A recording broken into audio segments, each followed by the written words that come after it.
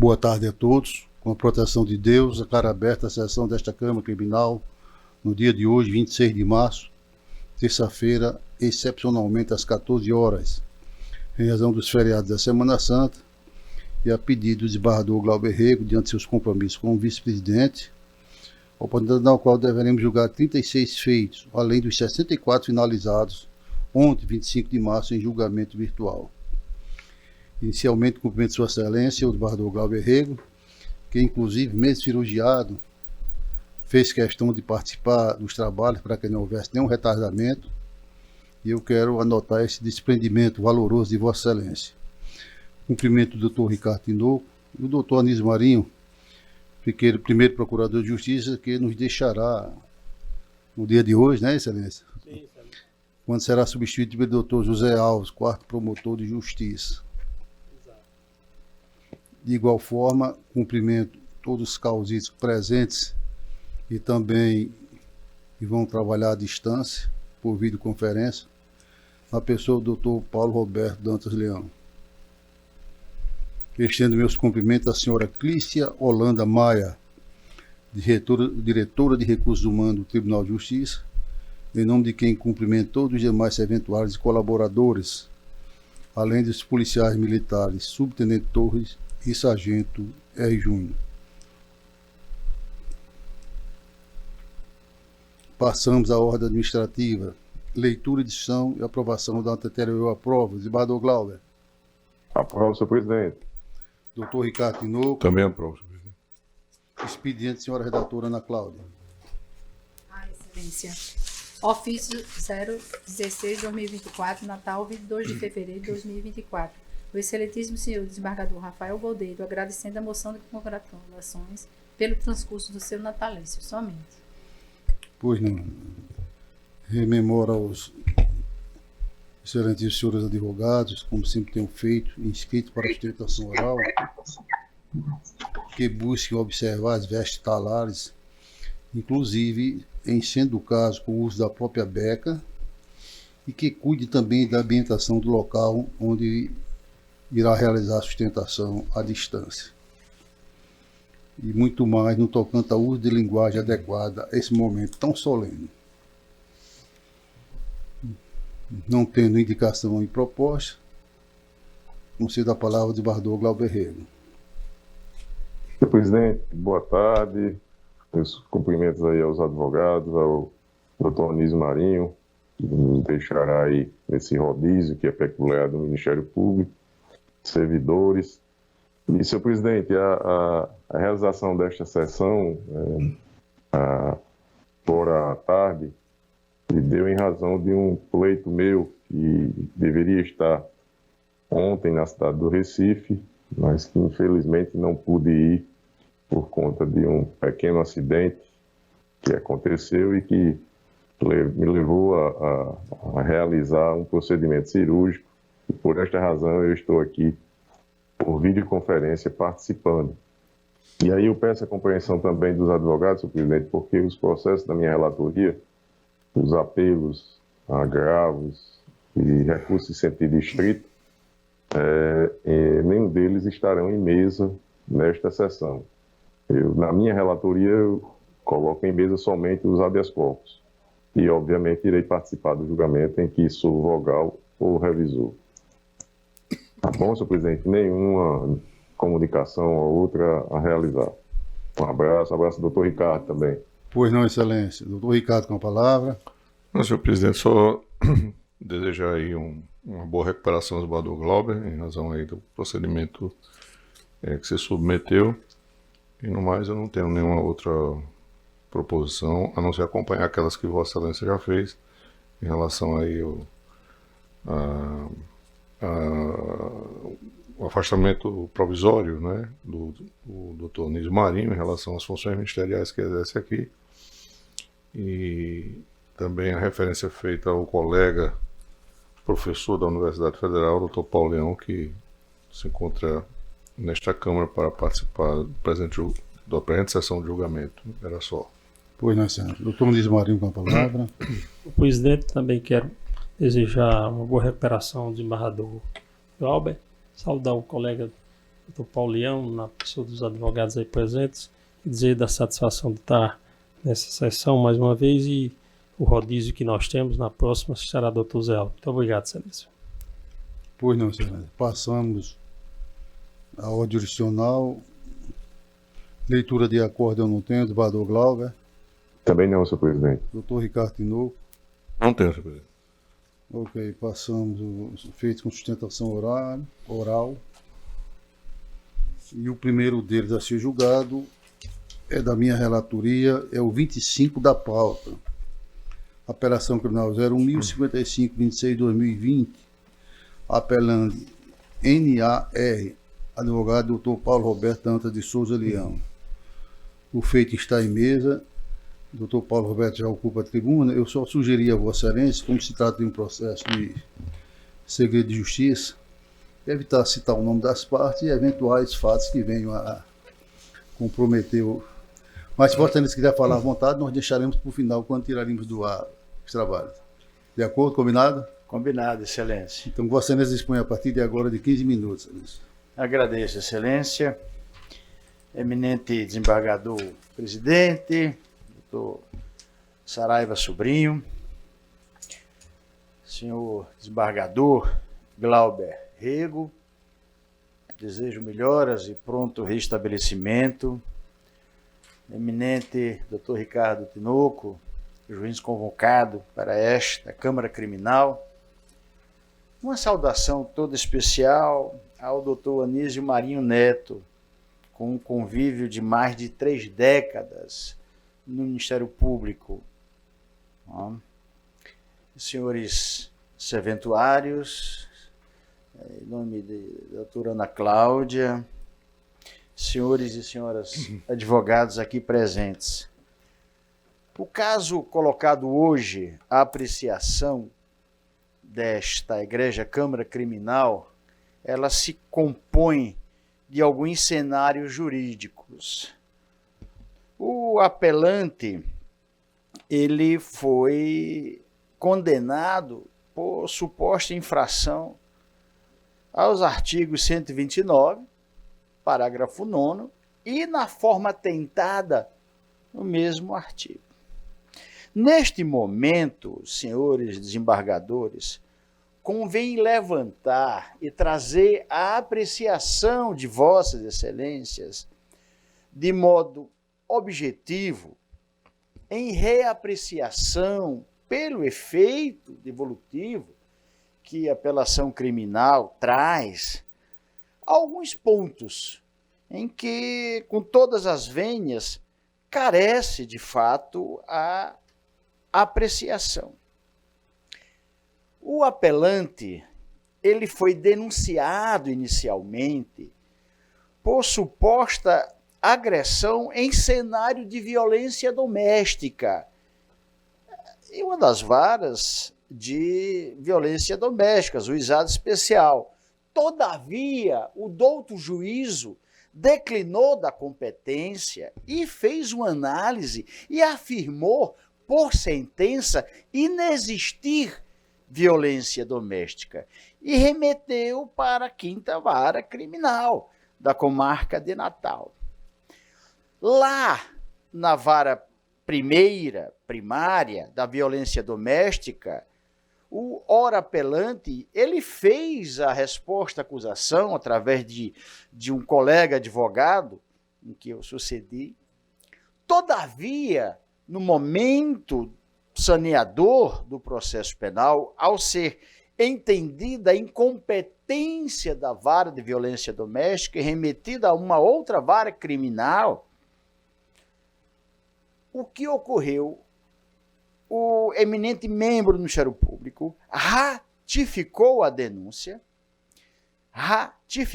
confirmou a denúncia, sem expor de uma forma mais elástica, possibilitando eventual contraditório, apenas ratificou. E o eminente juízo entendeu que não haveria de se ter nova citação. Para quê? Para que os fatos remanescentes daquela acusação primeira, que foi desclassificada, a competência do juízo fossem colocados em contraditório constitucional. Então, houve, na realidade, uma resposta à acusação em outro juízo e, a seguir, com o reconhecimento da incompetência e encaminhamento do feito a outro juízo para verificar o que sobrou, os fatos remanescentes, não foi dada a oportunidade ao apelante de se defender. Foi, desde logo, designada audiência de instrução e julgamento. Então, a primeira insurgência colocada nas razões de apelação e trazida aqui a esta corte é a ausência de citação válida para o necessário contraditório e, por via de consequência, ampla defesa. Por mais que o eminente juízo tenha dito na sentença, isso foi inferido em alegações finais, de que houve uma resposta à acusação, essa resposta à acusação foi em outro juízo por outros fatos que estavam cobertos da chamada violência doméstica, violência de gênero, que não existiu. Por que não existiu? Porque assim decidiu o juízo daquela vara. Então sobraram supostos fatos que deveriam ter sido, na realidade, apurados no juízo que o condenou. Mas não houve a citação, não houve a defesa inicial por esses fatos remanescentes. E houve, a seguir, a instrução, a audiência em que nenhuma testemunha o apelante pôde indicar. E mais, senhores embargadores, com agravante, o apelante, ele não é nacional, ele é estrangeiro, ele é inglês. À época dos fatos, fazia pouco tempo que ele residia em Natal, ele não falava absolutamente nada de português. E tinha um namoro com uma moça, e toda essa questão em relação às filhas dessa moça, que nós vamos discutir isso no mérito. Então, o interrogatório dele, do apelante, se deu sem observar o que dispõe o processo penal com a designação de um tradutor oficial. Porque não é só o interrogatório, senhores embargadores. Para o estrangeiro, a norma processual penal indica, ela é cogente, que a leitura da acusação deve ser feita na língua pátria do acusado. Os depoimentos das testemunhas também. E ele, por uma questão de cautela, ao ser intimado, ele sequer sabia o que era. Ele viu a data. E um vizinho dele disse, é uma audiência que você tem que comparecer.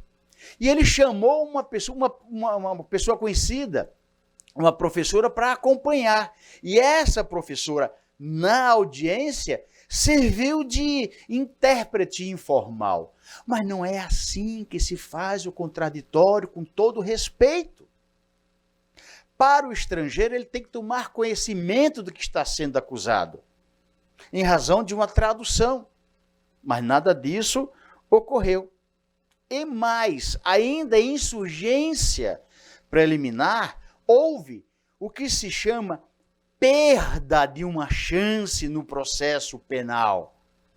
A perda de uma chance é por atuação, com todo respeito, do Ministério Público, que não possibilitou que as provas fossem asseguradas a ele, ao ora apelante. E nós discutimos isso nas razões de apelação. Então, senhores embargadores, são 3 insurgências de modo preliminar. A nulidade do feito por absoluta ausência de citação legal para o conhecimento e defesa dos fatos remanescentes. Isto está claro nos autos, em razão de redistribuição do feito para a douta quinta vara da comarca de Natal. Segundo ponto é a nulidade do feito pelo fato do interrogatório do apelante de origem e língua inglesa, e ficou muito claro, inclusive está claro nos autos, que ele, da época, nada falava de português. E não foi utilizado um instrumento processual adequado, que é o tradutor, juramentado, oficial e mais, com a leitura da denúncia, da acusação e dos depoimentos das testemunhas na língua do acusado. Isso é garantia do processo penal, com suporte constitucional. Inclusive, o Brasil é signatário de tratado no tocante aos direitos humanos que assegura esse instrumento. E ainda como insurgência preliminar, a ocorrência da teoria da perda de uma chance probatória no âmbito desta ação penal, impedindo a condenação com fundamento nas provas remanescentes. Há precedente do Superior Tribunal de Justiça, em voto do ministro Potiguar Ribeiro Dantas. No mérito, senhores desembargadores, a absoluta ausência de prova que venha assegurar a condenação do apelante. Na realidade, houve, e consta nos autos, uma discussão. Naquele momento, naquela noite, na casa do apelante, onde ele estava com a sua então namorada e suas 2 filhas, houve uma discussão por conta de um animal, um gato, em que a filha levou para a cama do casal e a mãe pediu para que ela tirasse. Ela gritou com a mãe, ela ofendeu a mãe, o apelante foi defender a mãe com palavras dizendo que ela não fizesse isso. Dessa discussão, a moça pegou uma faca, foi em direção ao apelante, a mãe foi impedir, a mãe ficou ferida por conduta da filha. Isso está nos autos, tem laudo nesse sentido. Mas resultou na condenação do apelante por lesão corporal e mais, e aí é uma questão eminentemente doutrinária, por tentativa de lesão. Que não é possível, não se admite, não tem como se fracionar uma tentativa de lesão. Iniciar o fluxo de uma conduta e ser impedido por circunstâncias alheias à sua vontade, na conformidade do inciso 2 do artigo 14, não é crível, não se admite, nem na doutrina, nem na jurisprudência, com todas as vênias. Qual é a intenção da pessoa? Querer lesionar? Não se sabe. Que conjectura é essa? Então são esses pontos, senhores embargadores, com todas as vênias, que a defesa técnica do apelante traz para esta egregia Câmara Criminal, de modo que seja reapreciado. É o que consta nos autos. Portanto, se traz inferências preliminares, com nulidade por absoluta ausência de citação, e não foi possível exercer o contraditório, nem a ampla defesa, ponto número 1. Ponto número 2, o interrogatório, a audiência em que não foi oportunizado ao apelante o instrumento de sua própria língua, porque ele não dominava o português. Foi utilizado de forma informal, uma pessoa que ele levou. E a perda de uma chance no direito processual penal, como muito bem exposto nas razões. No mérito, se pede, né, que seja, obviamente, absolvido o apelante, porque não há prova que sustente essa condenação. por ausência de lastro suficiente quanto à autoria do crime de lesão corporal, e muito menos, com todas as vênias, incabido, lesão corporal tentada. Então, deste modo, senhores desembargadores, eminente procurador de justiça, é a palavra da defesa em favor do apelante. Agradeço a atenção. Também agradecemos a Vossa Excelência. Enquanto relator, disponibilizei o voto aos eminentes colegas em tempo hábil e resumi meu pensamento da seguinte maneira: penal e processual penal, APCRIM, lesão corporal qualificada, tentada e consumada em continuidade delitiva. Cito os artigos. Édito punitivo. Pleito e nulidade por cerceamento e defesa. Desnecessidade de nova citação em virtude do deslocamento de competência. Denúncia ratificada pelo promotor natural, sem qualquer alteração fática, pecha inexistente. Vício pela ausência de intérprete oficial no interrogatório. Oitivas acompanhada por tradutor indicado pela própria defesa. Compreensão de todos os atos, restando preservado o contraditório, prejuízo inocorrente e tese impróspera. Rogo absolutório. Materialidade e autoria demonstrada quanto SATS. Palavra das vítimas em harmonia com as demais elementares, testemunho e laudo do ITEP. Elemento subjetivo dolo inequívoco, impossibilidade. Dosimetria. Vetor circunstância do crime desvalorado de modo idôneo, incremento escorreito, deciso mantido, conhecimento e desprovimento.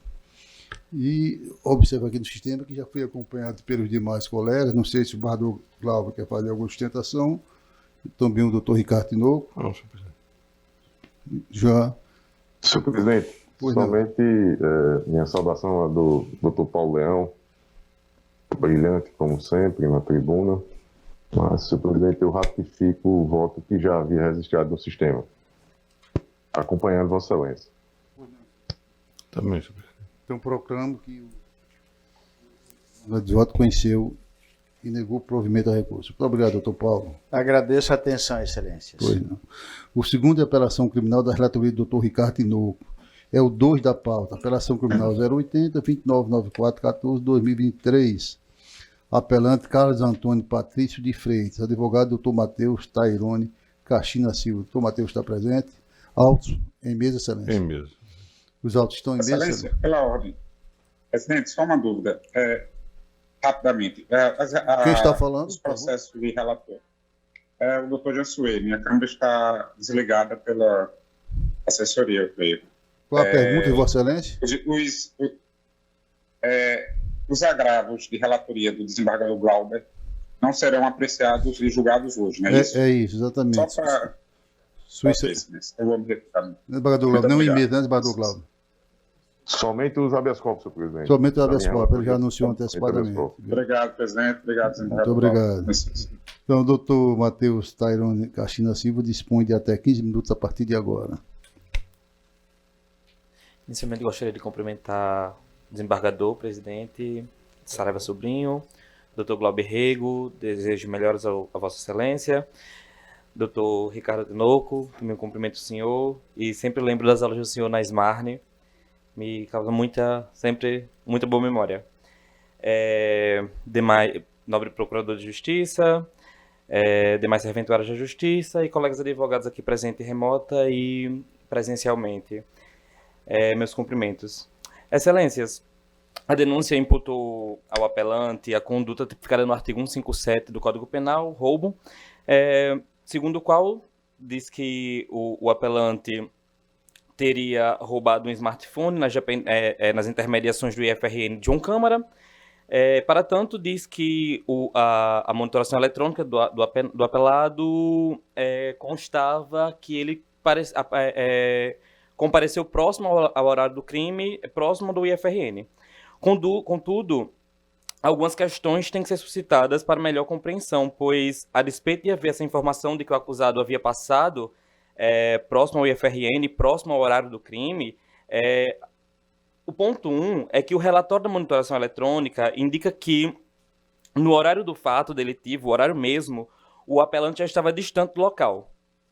Em segundo lugar, os policiais militares que efetuaram a prisão em flagrante agiram em desconformidade com a lei, o que tornou todo o procedimento de reconhecimento, como se verá mais adiante, ilegal e passível de nulidade.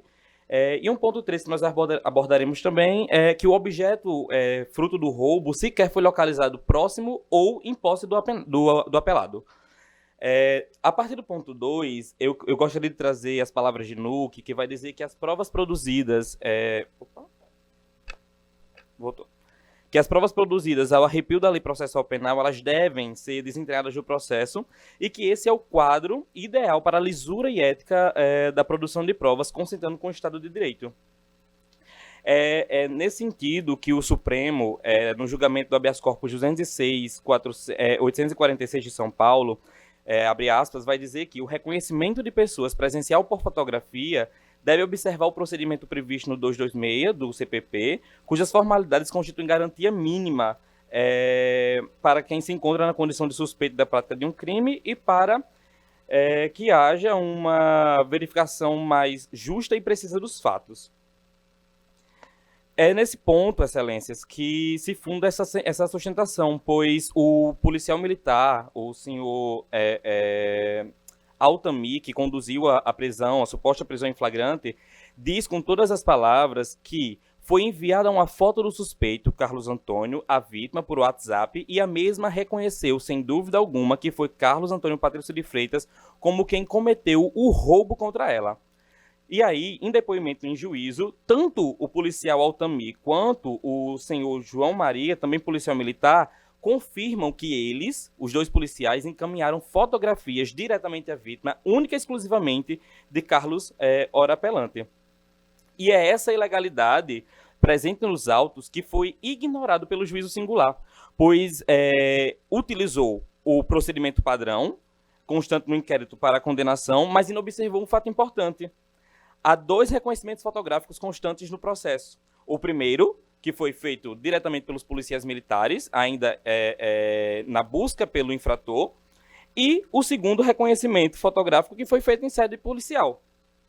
E aí é esse reconhecimento que nós pleiteamos, pois a memória da vítima, ao receber inicialmente apenas a foto do senhor Carlos Antônio Patrício de Freitas, tornou viciosa o reconhecimento dela feito em sede policial.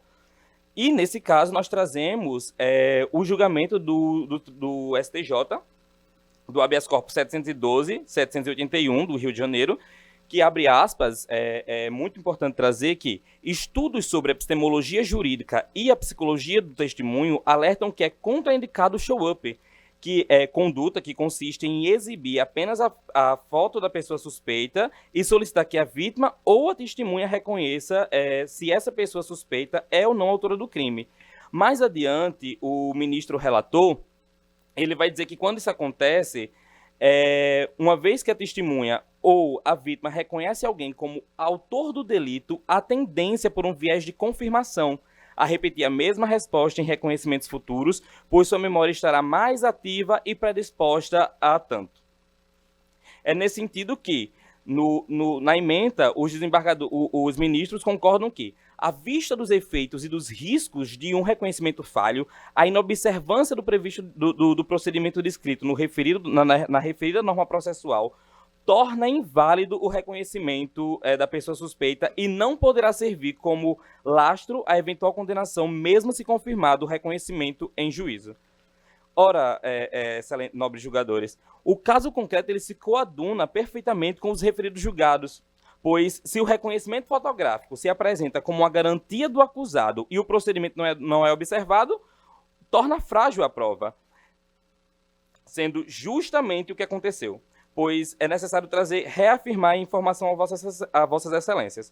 Durante a busca pelo infrator, os policiais militares encaminharam foto exclusivamente do apelante à vítima. Somente após a efetivação da prisão em flagrante, que a vítima foi submetida ao procedimento nos parâmetros legais, conforme consta no caderno inquisitorial.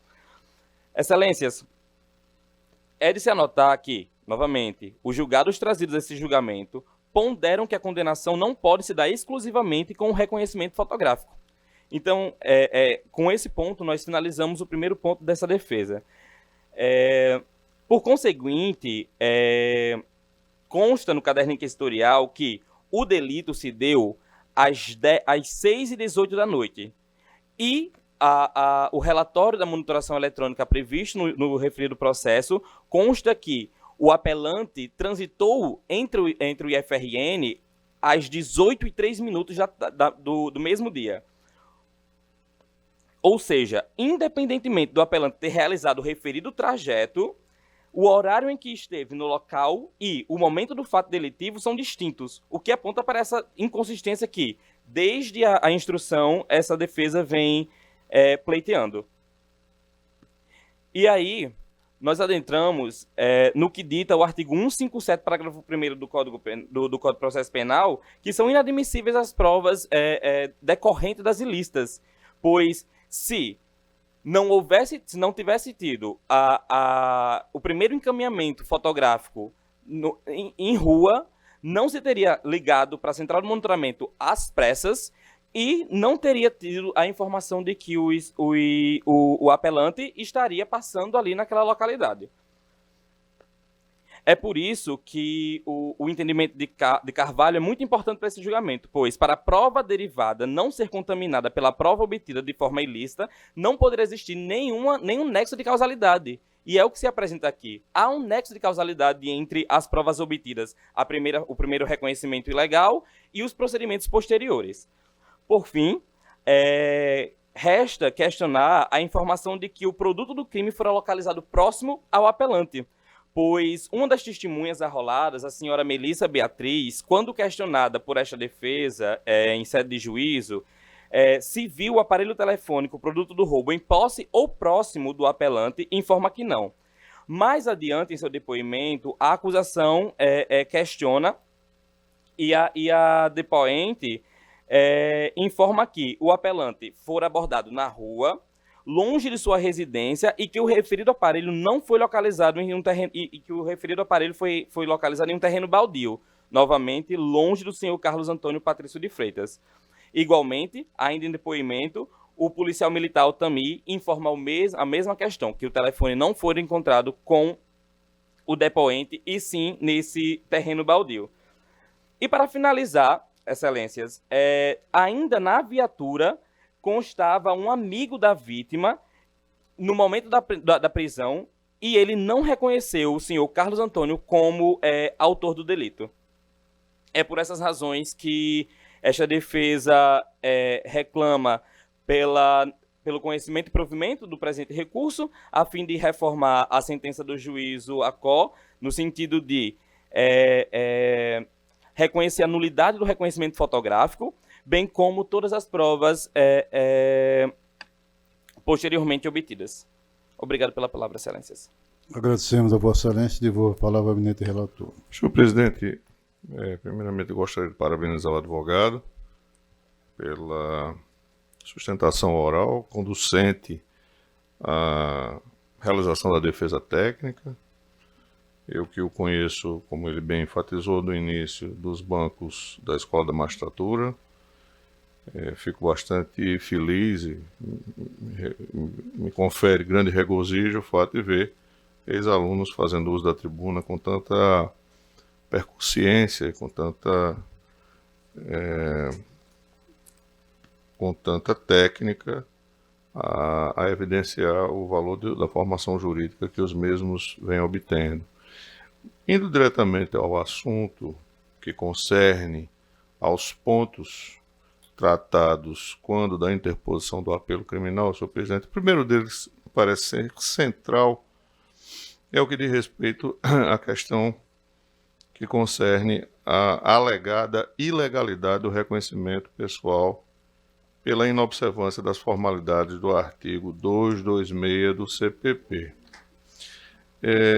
A esse respeito, foi bastante enfatizado da tribuna o fato de que o reconhecimento que se deu teria ocorrido mediante a apresentação à vítima de uma fotografia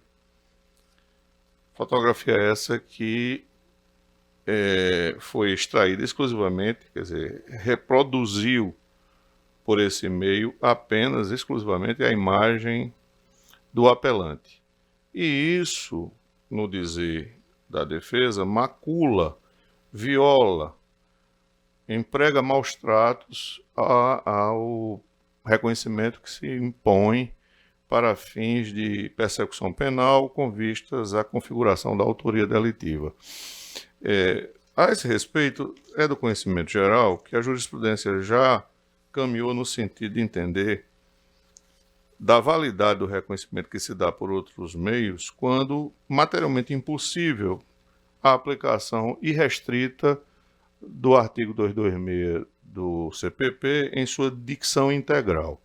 Mas o advogado, como bem disse, fala da apresentação exclusiva de fotografia única e exclusiva da pessoa do apelante. E com isso, pela ausência de um procedimento de comparação, voltado a realizar a comparação de imagens em relação ao perfil e, sobretudo, as características físicas de pessoas assemelhadas ao apelante, evidentemente, em razão disso, poderia haver prejuízo à defesa, porquanto impossibilitada a realização desse procedimento comparativo. Eu chamo a atenção de que essa comparação ela se dá, inclusive, quando observado o artigo 226 do CPP, isso me refiro, evidentemente, ao reconhecimento presencial, quando é possível se fazer o cotejo, quer dizer, a comparação do então acusado, de pessoas em relação a pessoas que se assemelhem fisicamente a ele.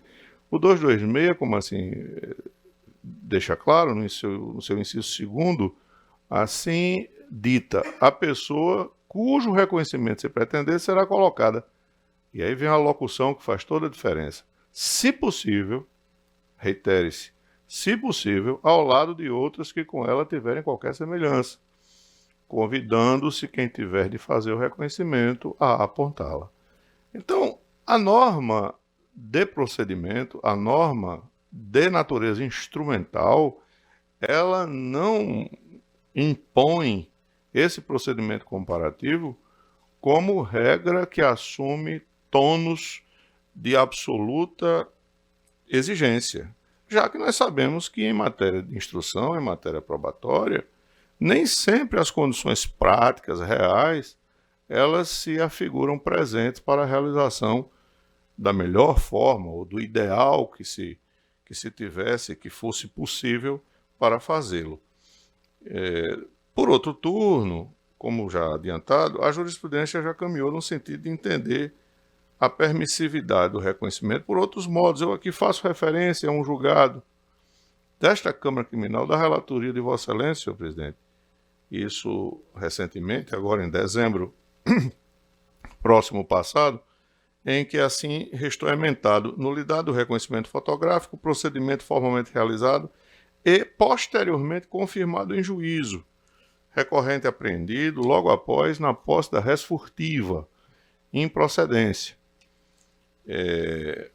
Paralelamente a isso, diga-se, existiram outros elementos que corroboraram na construção desse entendimento que realiza a identificação entre aquele que foi objeto da medida de apreensão com a identidade subjetiva da pessoa do acusado, ora apelante.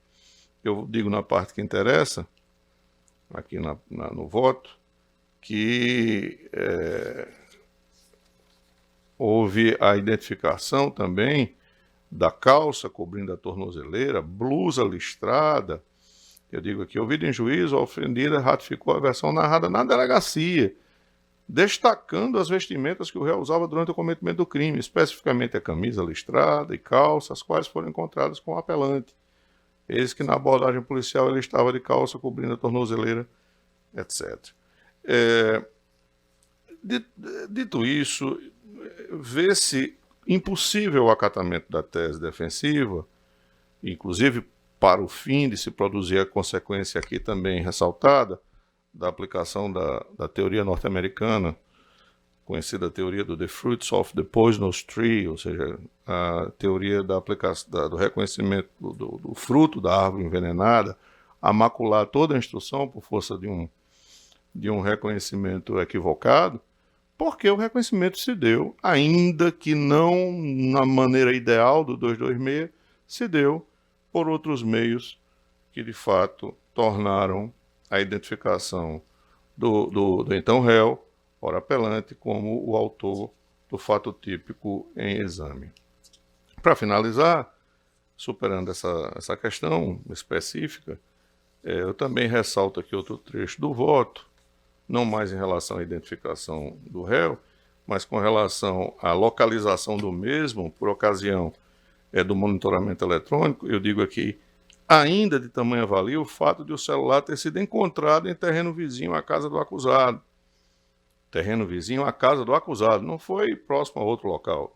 Reitere-se, a casa do acusado, tendo a polícia chegado ao local por conta do rastreamento via GPS, sem olvidar que o monitoramento eletrônico confirmou que o recorrente esteve no local do crime durante o período narrado pela vítima. Então há toda uma convergência fático-temporal, espaço-temporal, que relaciona, né, o réu ao fato típico, ao delito, assim consumado, e também ao produto do mesmo, que foi exatamente o celular encontrado no referido terreno. Exigir-se que o celular estivesse na posse do mesmo seria conduzir qualquer juízo condenatório a um sentido absoluto de materialidade que viesse a necessariamente levar à previsibilidade de como os delitos, em casos que tais, seriam cometidos. Isso é absolutamente impossível. Não é incomum que réus acusados de crimes dessa natureza se desfaçam muitas vezes do produto do crime, com vistas, inclusive, a se salvaguardar de eventual investigação. Com esses motivos, senhor presidente, e fundamentos que escudam o entendimento lançado no voto, eu estou, portanto, conhecendo o apelo, mas negando o provimento em razão dos fundamentos que ora trago. É como voto, senhor presidente. Pois, eu também já lancei voto nesse sentido, acompanhando Vossa Excelência, e o mesmo aconteceu com o desembargador Glauber Rego. Em assim sendo, eu proclamo que o recurso foi conhecido e desprovido à unanimidade de voto, em sintonia com a 4ª PJ. Muito obrigado, Excelência. O seguinte é o 6 da pauta, também da relatoria do Dr. Ricardo Tinoco. É a apelação criminal 010-2175-02-2017 e apelante JJSDS. Advogado Dr. Leandro Dantas de Queiroz. Dr. Leandro estando presente. Processo em mesa, Excelência? Em mesa, Excelência, se trata de também segredo de justiça, apelaria a Vossa Excelência para não citar o nome das partes, aquele mesmo apelo que eu fiz ao Dr. Paulo Roberto. Mas se Vossa Excelência quiser fazer uma ostentação bem à vontade, nós deixaremos para o final.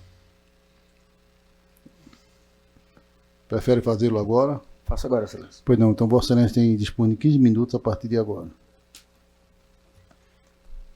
Obrigado, Excelência. Boa tarde a todos. Cumprimento esse colegiado, a pessoa de Vossa Excelência, desembargador Saraiva Sobrinho. E na oportunidade, estendo aqui o pedido dos demais colegas ao desembargador Glauber, desejando pronta recuperação do seu procedimento cirúrgico. É o que desejamos. Cumprimento o desembargador Ricardo Tinoco, nesta oportunidade, relator nesse feito, e estendo os cumprimentos ao Procurador de Justiça aqui presente. Senhores serventuários de Justiça, colegas advogados aqui presentes, forças de segurança, recebo o caloroso abraço aqui, né, o cumprimento da defesa, e trago, como de todas as vezes que venho aqui, o cumprimento do Colégio Seccional da Ordem dos Advogados do Brasil, do Estado do Rio Grande do Norte. Pois bem, Excelências, o desespero recursal instrumentalizado no apelo dá conta de uma condenação por incursão típica nas ilhas do artigo 217 do Código Penal, ao qual aplicou preceito secundário, margeando uma sanção de 11 anos e 10 meses de reclusão ao apelante. Para melhor contextualizar esse conselho, né, temos que trazer alguns pontos fáticos em que pese esta não ser a missão da defesa neste momento, em que pese estarmos diante de uma situação em que, mais uma vez, a defesa técnica, mesmo em sede recursal, é porta-voz de injustiças advindas de mau processamento judicial na origem, na comarca de Areia Branca. E essa não vai ser diferente. Pois bem, trata-se de notícia crimes datada de 17 de julho de 2017, quando, na oportunidade, a suposta vítima afirma que contra ela teve atos libidinosos e conjunções carnais datados de 2016. Um ano depois, aportou-se ao sistema de segurança público uma notícia-crime, dando conta de fatos atemporais. Acrescido do depoimento da suposta vítima, veio também o depoimento da sua genitora, depoimentos do conselho tutelar daquela comarca, a qual tem praticamente a mesma missão de ouvir a suposta criança ou adolescente em situação de risco. E tudo que está nesse processo adveio do depoimento, do suposto depoimento dessa criança. O apelo, ele foi estruturado, desembargador Saraiva, em 3 pontos técnicos, como preliminar de mérito recursal.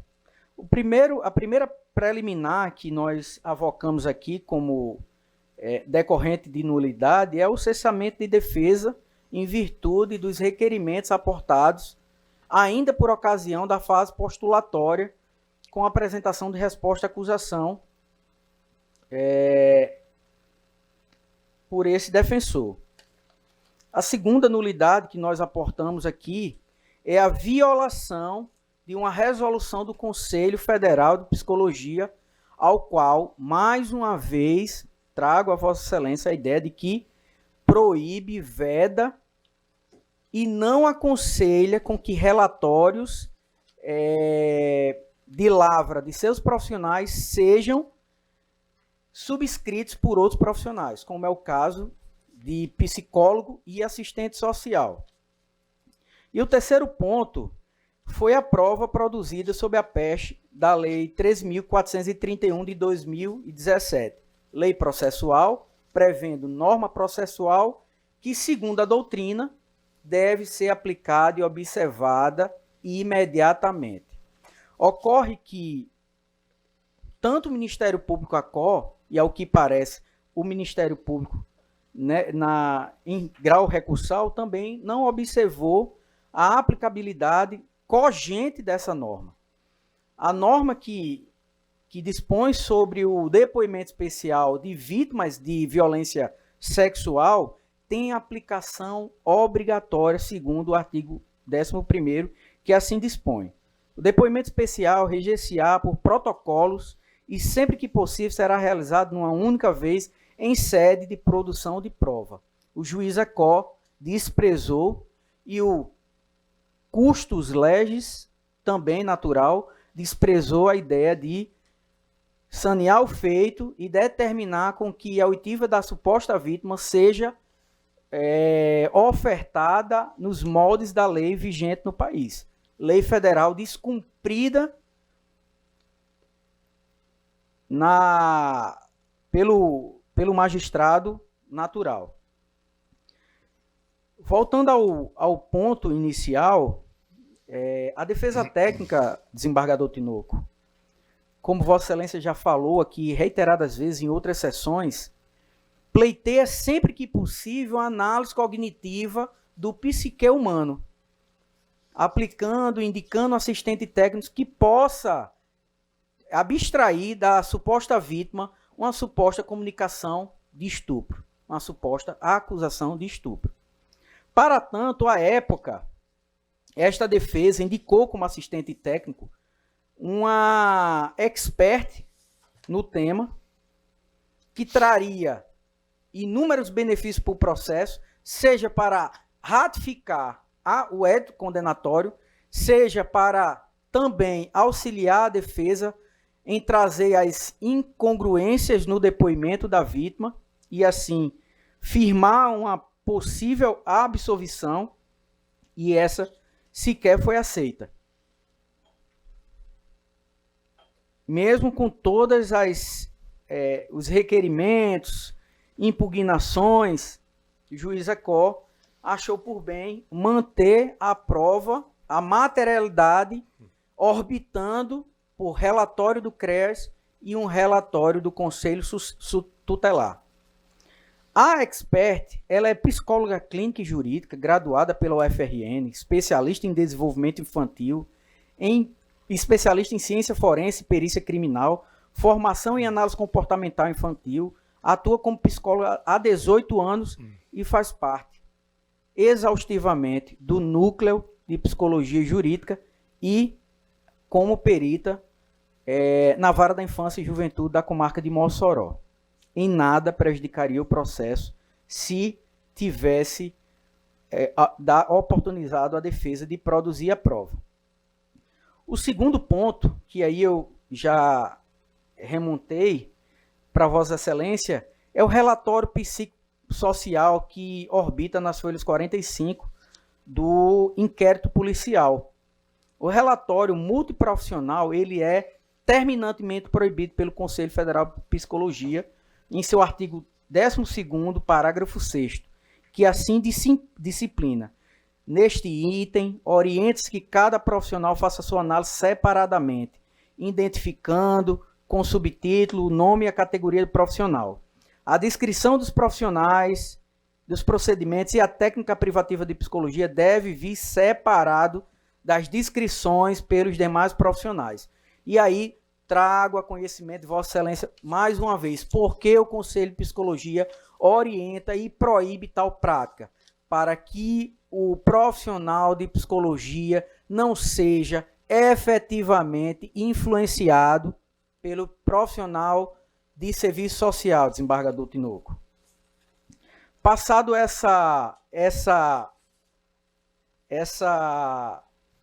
esse item argumentativo, na qual serviu como materialidade para o juiz natural, aí efetivamente chegamos naquilo que entende a defesa ser a maior violação, porque viola lei federal vigente no país.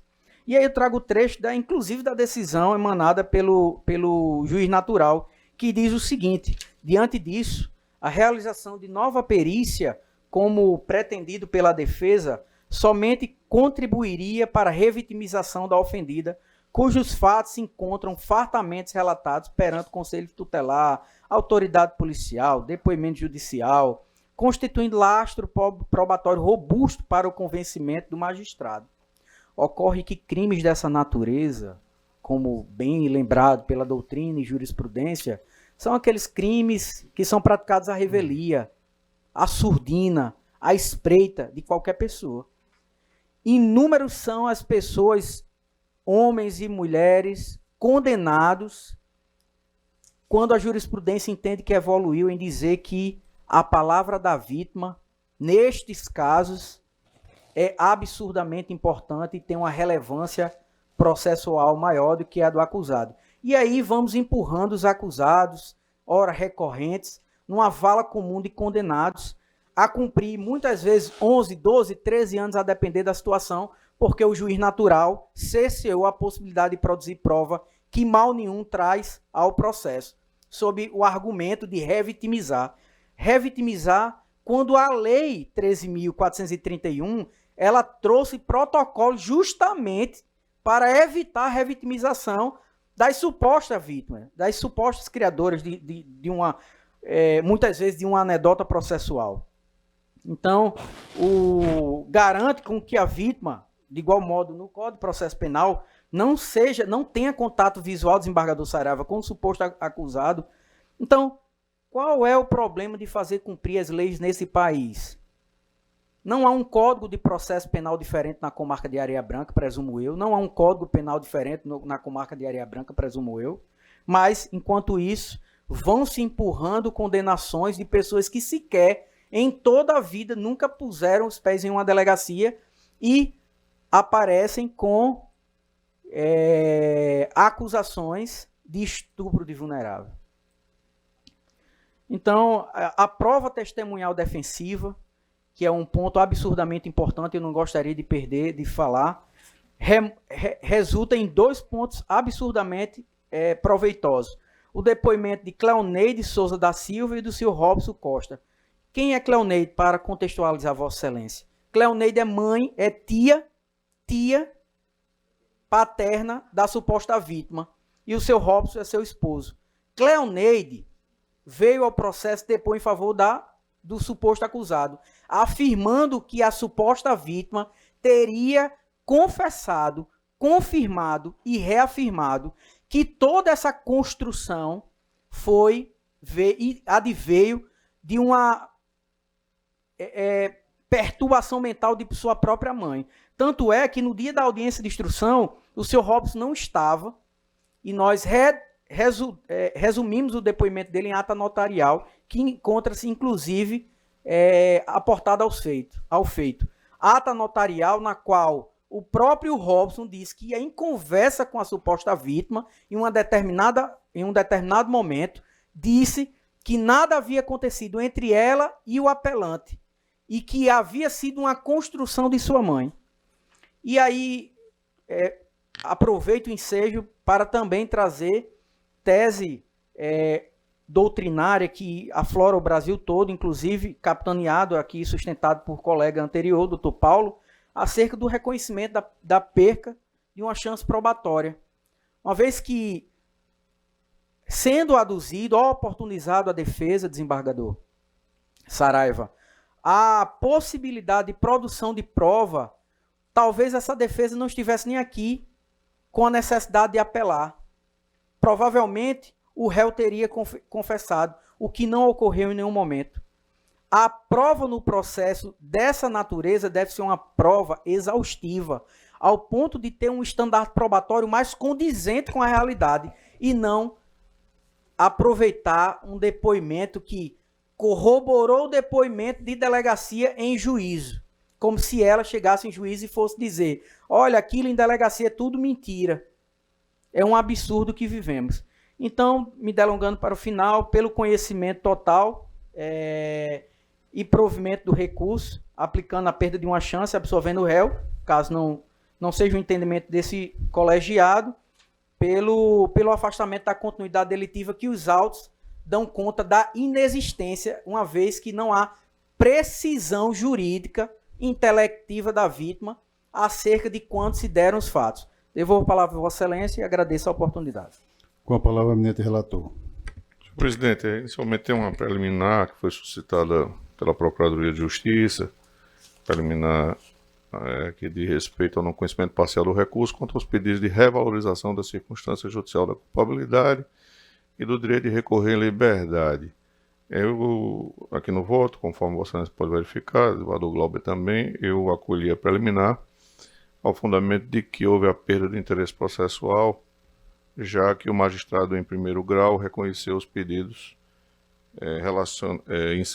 os referidos pedidos que ora estão sendo objeto de análise nesse recurso. No mérito, também buscando ser bem objetivo, percebe-se que a pretensão recursal está fundada basicamente na ausência da realização da produção de provas que pudessem acarretar, segundo o entendimento da defesa, um juízo, eu diria, exaustivo, exauriente em relação à culpabilidade, posto não ter se dado, não se ter dado efeito, ensejado a realização, a produção de outras provas que pudessem corroborar aquilo que restou confirmado por ocasião do laudo realizado aqui pelo Conselho, pelo CREAS,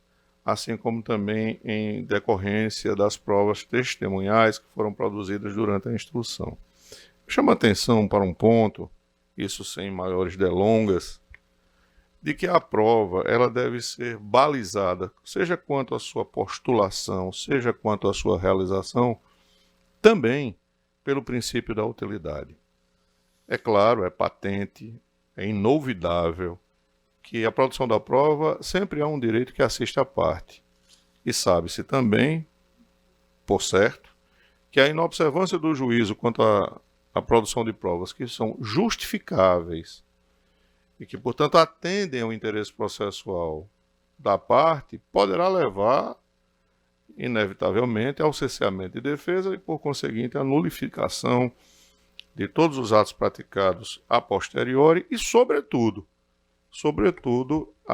a sentença, a decisão de mérito que teria, por eventualmente, sido proferida ao arrepio dessa garantia constitucional processual. Acontece que não é só a faculdade de produzir a prova, mas também a sua necessidade que baliza, como disse há pouco, a postulação e a realização do procedimento probatório propriamente dito.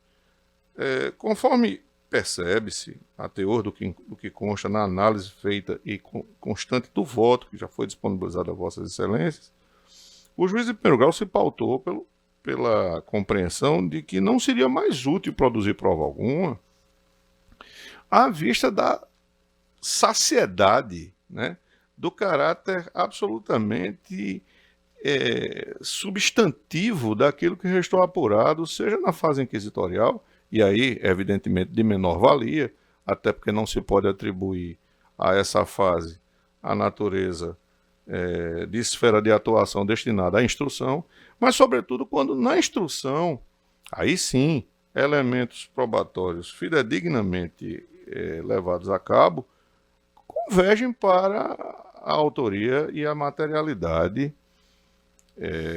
do crime praticado. É preciso compreender que aquela ideia da verdade real, que se consubstancia em princípio informativo do direito processual penal, ela não pode ser confundida com a pretensa possibilidade de se buscar uma verdade absoluta sobre fatos pretéritos. Em juízo, todo caráter investigativo, instrutório, probatório se remete a fatos já ocorridos. Portanto, o juízo não pode se transmudar na figura de um historiador que pudesse reconstruir todos os fatos, inclusive de forma a torná-los absolutamente insuscetíveis de questionamento, porquanto a própria realidade já ultimou as suas realizações, já ocorreram, se encontram em fato pretérito. Imaginar que é possível provar, deixando a realidade exposta ao olhar das pessoas como algo inabalável, como algo indelével, é absolutamente impossível, é materialmente impossível. Seria tentar trazer para o direito, até a nível de discussão que se aplica à teoria da interpretação, o que de muito se chama de trilema de Munchausen, que é aquela ideia de que se deve buscar, pela lógica e pela matemática, a produção de fatos, a comprovação de fatos que ocorreram no passado. Como aplicar essa exatidão matemática à produção de provas? Como aplicar a exatidão lógica e analítica em relação a fatos que não são mais palpáveis, não estão mais postos à evidência e ao alcance de quem quer que seja? Quer dizer, usar esse tipo de raciocínio com devido respeito, evidentemente, fazer uso de sofismas para poder desnaturar ou minimizar o efeito do convencimento já estratificado em primeiro grau. E o juiz de primeiro grau foi muito feliz ao dizer que, e aí só na parte que interessa, a análise detalhada do feito, tem que restou provada a autoria e a materialidade do crime com base no relatório de denúncia do presidente do Conselho Tutelar, do boletim de ocorrência, de todo o inquérito, pela carta escrita pela menor, está aqui o ID especificado, relatório de atendimento do CREAS de Areia Branca, laudo de exame de conjunção carnal, quer dizer, identificar exatamente a materialidade concreta daquilo que se deu em relação ao estupro de vulnerável.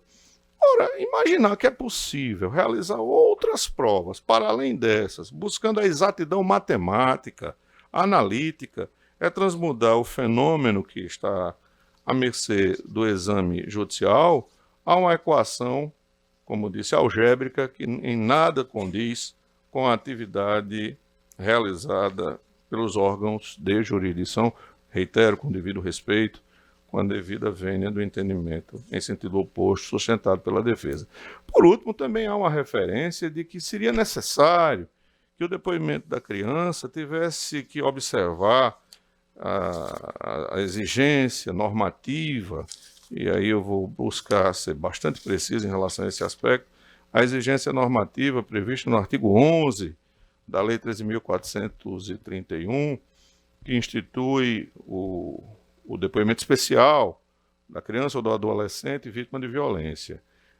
Eu me valho do presente ensejo, inclusive, para louvar a atitude da defesa em ser bastante criteriosa com referência a esse tipo de exigência, porquanto é matéria de ordem pública e, como tal, todos nós devemos ser zelosos em relação a isso, mas é fato que, na condição de defensor do então acusado, ora apelante, carece a defesa de legitimidade para falar em nome do interesse da criança.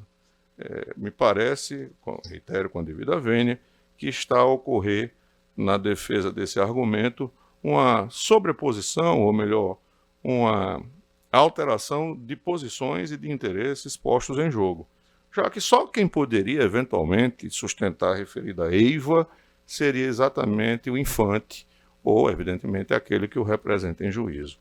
Por tais razões, senhor presidente, eu estou conhecendo o recurso, rechaçando de forma técnica e de maneira fundamentada os pontos que foram trazidos à tribuna, dizendo que existe prova suficiente para a caracterização do fato típico, ou seja, de sua tipicidade, assim como da concorrência dos demais elementos que conduzem à materialidade e à autoria.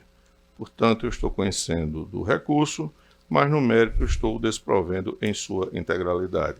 É como voto. Pois não sei. Então, enquanto revisor, também estou mantendo o voto acompanhando Vossa Excelência, o que também já o fez o desembargador Glauber Rego. Exatamente, presidente. Ratifico o voto registrado do sistema. Enquanto vogal. Assim, eu proclamo que o recurso foi conhecido e desprovido à unanimidade, em sintonia com a primeira PJ. Muito obrigado, Excelência. O seguinte da minha relatoria é o 24 da pauta.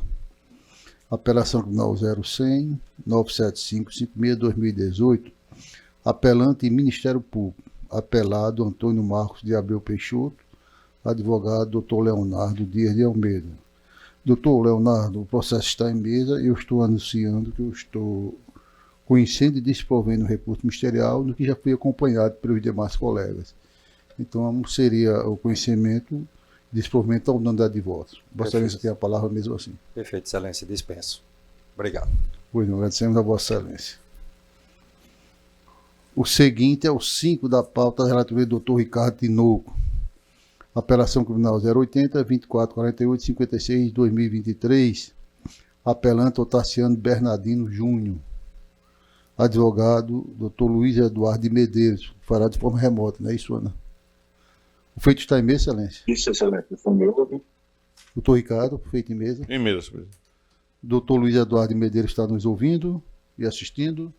Estou ouvindo sim, Excelência. O senhor também? Então, estamos ouvindo bem. Então, Vossa Excelência dispõe a partir de agora de até 15 minutos. Perfeito, Excelência. Obrigado. Em primeiro lugar, cumprimentar o senhor, presidente dessa Igreja Câmara, doutor Saraiva Sobrinho, desejar melhoras ao desembargador Glauber Rego, que prontamente voltará aqui presencialmente, aos professores Ricardo Tinoco e o professor Luiz Marinho, a quem quero muito bem, e eu vou procurar ser o mais sucinto possível. No caderno processual de Otaciano Bernardino Júnior, da acusação que lhe é movida pelo Ministério Público, no entendimento da defesa, não sobressai em nenhum momento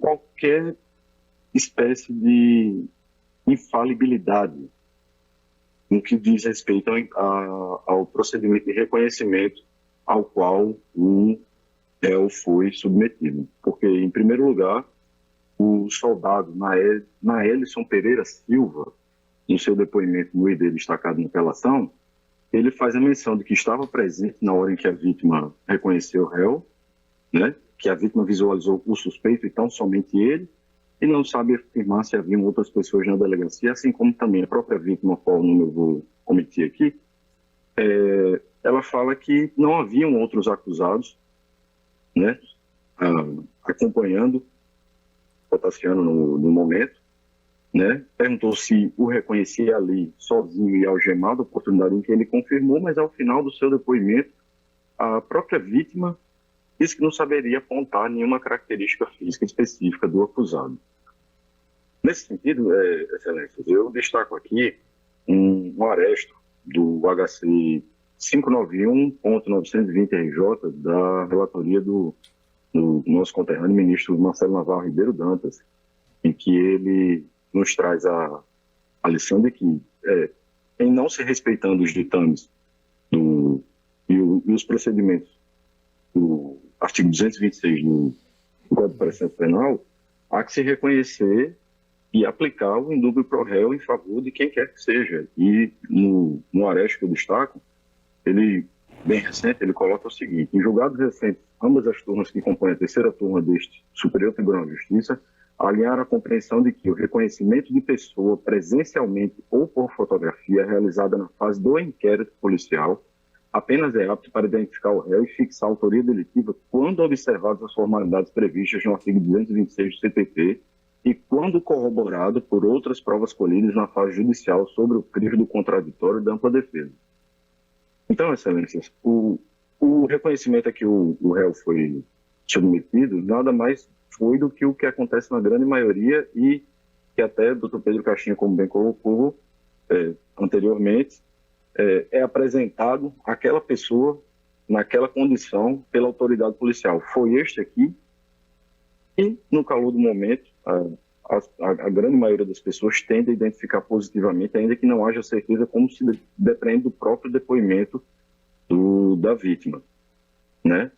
Então, considerando isso, como esta é a única prova que milita em favor do réu, a defesa entende, com a devida vênia aos argumentos do Ministério Público, tanto no juiz originário quanto agora na Procuradoria de Justiça, na figura do meu professor Anísio Marinho, que não há nenhum outro, além de não haver nenhum outro elemento ao qual possa ensejar um decreto condenatório em desfavor do réu Tassiano Bernardino Júnior, o único procedimento ao qual ele foi colocado a par trata-se de um procedimento eivado de ilegalidades e informalidades desde o nascedouro.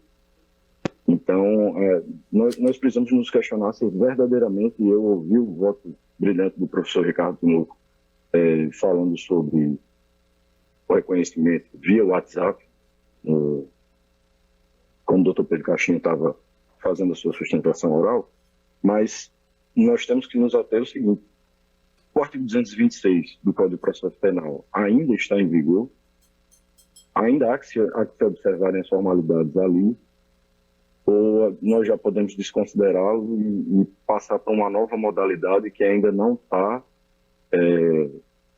na letra da lei. E, supletivamente, Excelência, caso desconsiderado esses argumentos aqui, no decreto condenatório foi apontado pelo juiz do primeiro grau que o réu, por responder a outras duas ações penais, ainda que as duas de menor potencial ofensivo, nenhuma tão grave quanto essa, isso seria o suficiente para embasar um regime de cumprimento diferenciado de pena a ele, ainda que sejam ações penais em curso, nas quais eu também o represento, e é uma verdadeira afronta à súmula 444 do STJ, que já fala sobre a vedação da utilização de inquéritos policiais e ações penais em curso para agravar a pena base. Então, a presunção de inocência ainda recai sobre o réu, como recai sobre qualquer um que responda 1, 2 ou 10 processos, e ela não pode ser simplesmente e convenientemente abstraída de um decreto condenatório para fundamentar uma sentença condenatória mais pesada. Então, excelências, eu finalizo aqui, rogando para que o apelo seja conhecido e provido e, caso contrário, que o regime de cumprimento inicial do réu seja adequado ao tempo máximo do decreto condenatório dele, que hoje ele encontra-se em regime fechado e ele deveria estar no regime semiaberto, como roga a defesa. Agradecemos, Vossa Excelência, devolvo a palavra ao ministro relator. Senhor presidente, bem objetivamente, já que a matéria aqui é de menor vulto, o ponto único de insurgência de respeito também à discussão sobre a validade do reconhecimento pessoal, inclusive com referência feita, o que é natural, pelo uso da potência argumentativa da defesa, de que esta relatoria eventualmente teria já se acostado ao entendimento no sentido de minimizar a aplicação do artigo 226 do Código de Processo Penal. Eu me vale da oportunidade para esclarecer que não. Muito longe disso. A norma do artigo 226 é cogente. Isso foi dito no julgamento que há pouco se proferiu. Ela deve ser, sim, observada como garantia ou consectário natural do devido processo legal e, portanto, em respeito e para evitar prejuízo à defesa. O que ocorre é que, em certas circunstâncias, e foi o que se deu lá, certamente é o que se repete aqui, há uma impossibilidade, muitas vezes, prática de se realizar o reconhecimento na estrita previsão do 226, o que se faz com que ele seja interpretado em concorrência com outros meios de prova que são produzidos na instrução. O que se quer dizer com isso não é a revogação tácita, a derrogação, a perda da eficácia da regra do artigo 226, muito ao contrário. O que se está dizendo é que o reconhecimento deve ser interpretado em concorrência, em comunhão com outros meios de prova produzidos em juízo. E no caso do outro processo, o que se deu é que a defesa insistia que era possível haver a apresentação de fotografias para se fazer comparação. Nem sempre é possível, quando nem sempre esse meio ele está acessível. O que importa é que o reconhecimento seja corroborado por outros meios. É o que se deu aqui, conforme eu digo na parte que interessa. Outros fatos colhidos na fase extrajudicial e ratificados em juízo corroboram a prisão e condenação do apelante. Eu digo aqui com mais especificidade. A materialidade e a autoria restaram devidamente comprovados por boletim de ocorrência, com ID aqui identificado. Termo de exibição e apreensão, por igual. Termo de entrega, restituição do objeto, idem. Além das declarações prestadas pela vítima, aqui identificada, e o testemunho dos policiais extrajudicialmente em juízo. Portanto, senhor presidente, não se está aqui defendendo a superação do artigo 226, nem tampouco que se venha a se construir conclusões a respeito da autoria delitiva com base em suposições, em eventuais posturas intuitivas. O que se está dizendo é que, não obstante se possa realizar um reconhecimento que não siga de forma estrita certas exigências contidas ali no dispositivo já citado, se existem outros meios que corroborem essa identificação, não se pode lançar à terra, né, a prova assim produzida. No caso específico, está-se a falar de um reconhecimento que se deu por ocasião da delegacia, ou seja, da fase inquisitorial, e corroborado em juízo por outros meios. Isso, como já se disse, de forma repetitiva, já se encontra sufragado em sede de interpretação jurisprudencial. Então, com esses acréscimos, estou a conhecer do recurso interposto e, no que tange a dosimetria, estou redimensionando a pena base, a possibilidade de seu redimensionamento, a ausência de fundamentação idônea para desvalorar os vetores da conduta social e circunstâncias do crime, regime semiaberto, adequação da prisão preventiva às regras do regime posto na sentença. Portanto, eu estou conhecendo e dando provimento parcial apenas em relação à dosimetria, conforme aqui já identificado na ementa respectiva. É como voto, senhor presidente. Pois não, já estando lançados o meu voto e desembargador Glauber acompanhando Vossa Excelência, eu proclamo que o recurso foi conhecido e provido parcialmente à unanimidade, em sintonia parcial com a primeira PJ. Doutor advogado, muito obrigado pela presença. O seguinte é da minha relatoria, é o número 3 da pauta, apelação criminal 0800-243, tinta, 2023, apelante WC da S, advogado Anesiano Ramos de Oliveira. Doutor Anesiano. Estamos aqui, Excelência. Pois não, o feito está em mesa, conforme anunciei, Excelência. Você ainda dispõe de até 15 minutos. Por quê? Antes de tudo, doutor Anesiano, só lembrando que é segredo de justiça, e Vossa Excelência, na vez anterior, solicitou que eu gostaria de fazer um pronunciamento bem à vontade, senão eu gostaria que evitar citar o nome das partes e detalhes dos autos. Ou Vossa Excelência prefere estender mais na própria defesa? Excelência, quanto aos nomes, perfeito. Agora, quanto a um detalhe que há no perito, na perícia, eu preciso falar. Então eu vou retirar o julgamento público para que nós possamos ficar mais à vontade, inclusive Vossa Excelência. Pois não? Tá bom. Não aguarde só um minutinho, por favor.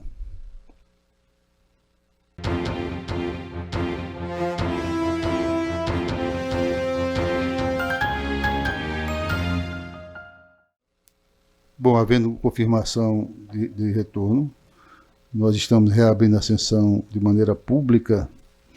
Eu dou prosseguimento, chamando à votação o processo número 15, que é da minha relatoria, recurso CTDX 081-5068, 22/2023, recorrente Carlos André da Silva, advogado Flaviano da Gama Fernandes, recorrido Lorena Salles de Oliveira Medeiros, advogado Igor Santos Standbet.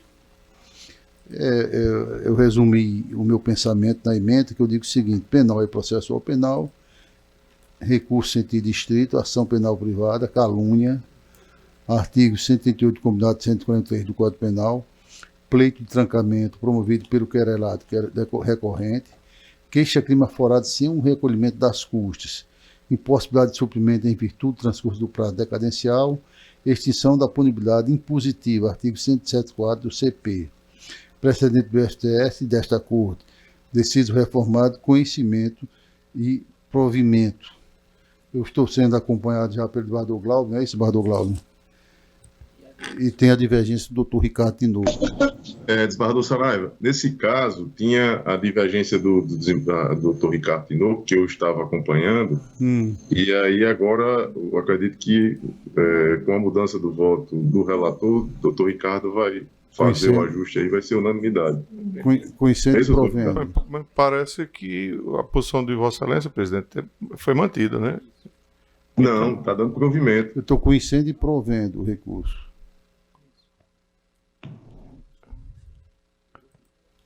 Deixa eu ver Está aqui. lançado aí, né?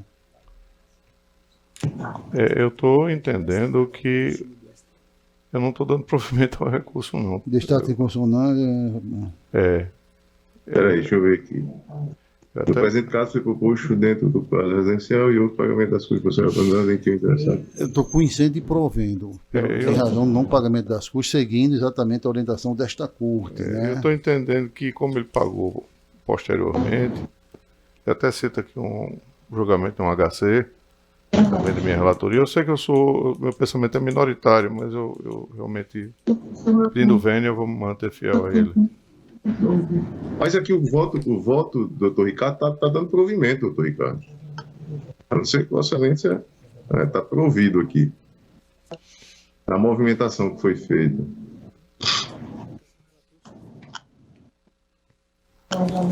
E o do relator também, tá?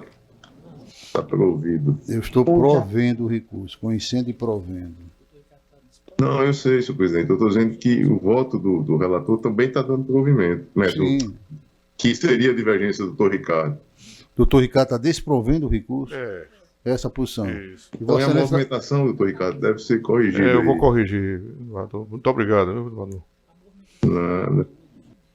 Não, Nesse caso, senhor presidente, eu vou pedir vista desse processo. Eu peço vista. O Badoglau vai pedir vista, né? Isso, Pronto, peço então, vista. após o voto do relator pelo provimento do recurso e da anotada divergência do doutor Ricardo Tinoco pela divergência, pediu voto, pediu vista dos autos do Badoglau Berrego, ok?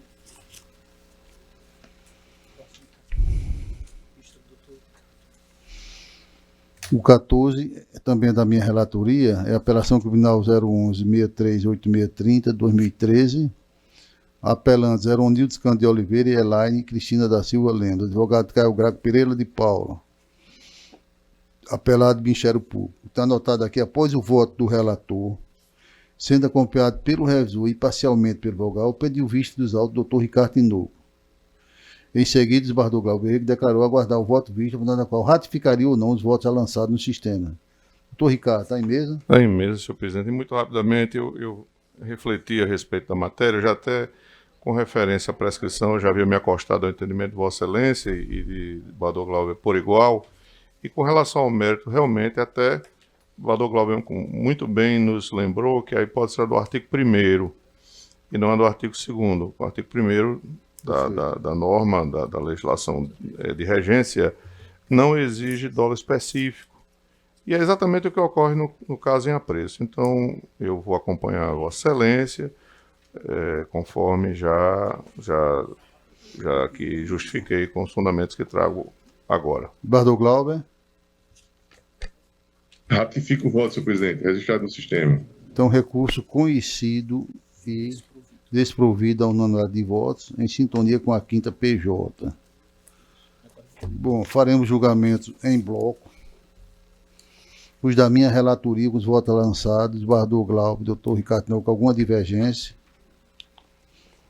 Nenhuma, senhor presidente, da minha parte. Lembrando que do 7 ao 12 estão... registrado no sistema, senhor presidente. Estão sendo adiados o 4, 7, 8, 9, 10, 11, 12, 13, 19, 26 e 28 da pauta. Ok? A pedido de Bador Glauber. O demais, não há divergência de Vossa Excelência com relação aos meus votos. Bador Glauber, doutor Ricardo Tinoco. Nenhuma divergência. Estão julgados à unanimidade. Eu também não tenho nenhuma divergência com relação aos demais votos, nem de Vossa Excelência, doutor de Bador Ricardo, Bador Glauber, nem doutor Ricardo. Ok? Tem só um parecer oral aqui no 27, da relatoria do doutor Ricardo Tinoco. Isso, senhor presidente. Eu peço parecer a doutor Anísio. Já obtive previamente e opino pelo acolhimento, excelência. Pois não, doutor Ricardo. Eu ratifico a posição lançada já no voto, senhor presidente. Eu estou acompanhando Vossa Excelência, doutor Bador Glauber Berrego, mesmo sentido. Também, senhor presidente, mesmo E sentido. no demais sem divergência, é isso, Excelência? Isso. Desculpe, o 32 tem uma divergência. 32, deixa eu me ver. 32 está unanimidade. Tem divergência do 34.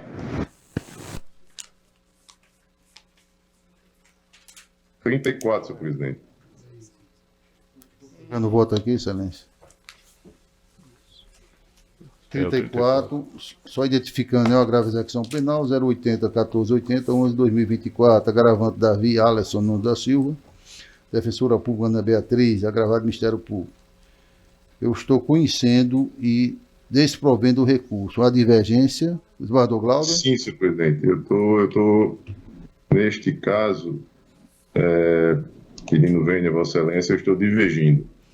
Pois não. Eu estou dando provimento ao recurso. Vossa Excelência está negando provimento, eu estou dando provimento. Doutor Ricardo? Senhor presidente, também estou pedindo vênia a Vossa Excelência para acompanhar a divergência, em razão de entender que o uso lá do objeto, no caso, salvo engano, é um aparelho de barbear, ainda que identificasse a falta, mas houve devolução e mais que isso. O próprio apenado, de minha lembrança, pelo que examinei, devolveu e eu penso que o objeto em si não geraria maiores consequências. Então, eu estou pedindo, vendo Vossa Excelência, estão acompanhando a divergência. Pois não, então recurso E só para deixar pois não, claro, a maneira como se chegou a ele não foi de uma forma tão clara, tão precisa, que demonstrasse de fato ter sido ele o autor, né, podemos dizer assim, do furto, se é que podemos configurar aí essa figura típica, mas que se apropriou daquele bem, porque sentido a falta, me parece... Isso, foi uma contagem. Que ficava encarregado de devolver, e aí quando devolveu faltando um, e aí foram à cela e pressionaram e questionaram quem seria para que tivesse ali alguém se declarasse culpado. Não houve. E aí depois a gente sabe como é que funciona, né, essa questão. Ele foi até o encarregado e devolveu. Mas não ficou claro, embora tenha sido ele a pessoa a devolver, o responsável pela apropriação daquele bem, que era um instrumento de barbear. Então, eu, pedindo vênia ao relator, não vejo configurada aí a falta grave. Pois não, Excelência. Então, recurso conhecido e provido por maioria de votos, vencido o relator que mantinha a posição original. Redator para o acordo, desembargador Glauber Rego. Possível? Senhor presidente, me parece que tem uma outra divergência. Deixa eu destacar. Esse é o 34. Deixa eu passar aqui. 34. É o quê? O número 20, na relatoria do doutor Ricardo aí, como é que... O 20? A votação aqui do painel está meio... No painel tem o meu voto, né, na condição de relator, e do desembargador Saraiva, do desembargador Glauber. Falta o voto do Vossa Excelência. O meu não está ainda disponível? Eu estou acompanhando Vossa Excelência. Deixa eu registrar aqui, peraí. Pronto, apareceu, não é isso? Para mim, eu acho que foi corrigido aqui. Então está unânime, é isso? Está unânime, ok. No sistema do voto do relator. Eu acho que era somente este, os demais... Esse 15. É isso. Acho que esgotou aí. Sim, o desembargador Glauber pediu vista, é isso. Ok, o 15 então... eu pedi vista, presidente. Pois não, é isso. Não tendo mais feito em mesa, não é? Eu quero... E lembrando que os apelos da minha relatoria, agravo e recurso de sentido distinto, todos eles eu tirei de mesa aí. Pronto, deverão ser julgados na próxima quinta-feira, dia 4 de abril, viu, Excelência? Se Deus quiser, senhor presidente. Às 8 horas, o horário regimental, e eu quero, antes de encerrar os trabalhos, enaltecer a boa vontade de Vossa Excelência, que mesmo cirurgiado se dispôs a integrar o quórum, que se porventura fosse diferente, nós não estaríamos aqui realizando esta sessão. Então, não poderia jamais faltar a um chamado de Vossa Excelência, nosso presidente, que tão bem conduz essa Câmara Criminal. Então, foi um prazer, senhor presidente. De fato, foi um incômodo danado aqui, mas realizamos aí. Eu imagino, graças a Deus. Eu agradeço. Realizamos o nosso papel. Uma boa tarde e até breve, se Deus quiser. Um abraço, doutor Ricardo, doutor Anísio. Com a graça de Deus. Melhoras. Obrigado. Feliz Páscoa para todos, né? Boa tarde. Amém.